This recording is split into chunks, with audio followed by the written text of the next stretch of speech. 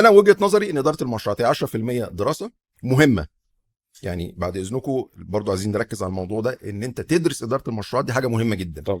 ان انت تاخد شهاده في اداره المشروعات، بغض النظر عن ان انا لي وجهه نظر في الكورسات بتاعت اداره المشروعات او شهادات اداره المشروعات، ان الجانب النظري فيها اكتر بكتير قوي.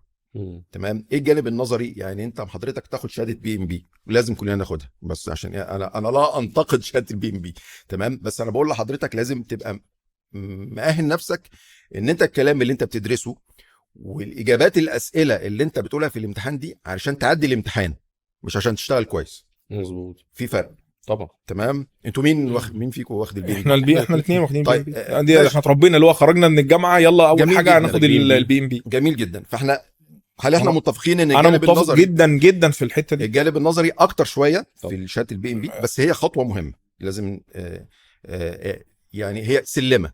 تمام. ولما اشوف حد كين وحريص انه ياخد الشهاده دي، بتديني انديكيشن ان هو عايز يطور من نفسه، عايز يفهم، عايز يعرف. تمام. بعدين بنبني عليها بقى الخبرات والممارسات اللي احنا بنشتغلها. طول ما انت بتشتغل بتشوف حاجات جديده، بتشوف خبرات جديده، وهكذا. خليني اقول لحضرتك على حاجه على موضوع الBMB ده بالذات.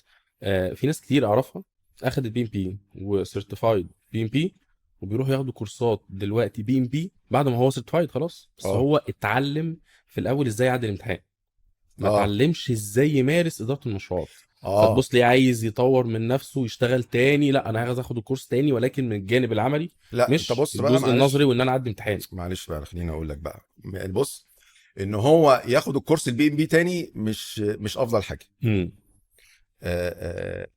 انا ده مش اعلان، اللي هنقوله ده مش اعلان، بس هي جت كده يعني. لان انا بدي كورس في اداره المشروعات. طب انا اتفرجت عليه، طب لسه كنت هقول للناس لازم تتفرج عليه طبعا. هو لا غير الكورس اللي هو على المنتور. لا غير الكورس اللي على اليوتيوب. انا بعمل كورس اسمه المنتور في اداره المشروعات. المنتور بالظبط. المنتور الشخصي ده مش مصور يعني، ده كورس شخصي انا بعمله.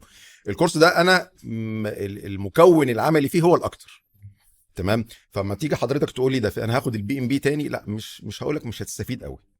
حاول تدور على كورس يكون الجانب العملي فيه هو الاكتر. الانستراكتور او اللي هيشرح لك هيكلمك هتشوف ايه على ارض الواقع. تمام. ده هيكون افضل شويه. طب عنده خبره جاي يحكيها. هو اصلا علم اداره المشروعات لو من حوالي رجعنا مثلا 200 سنه ما كانش العلم ده موجود بالصوره اللي موجود بيها او بالشكل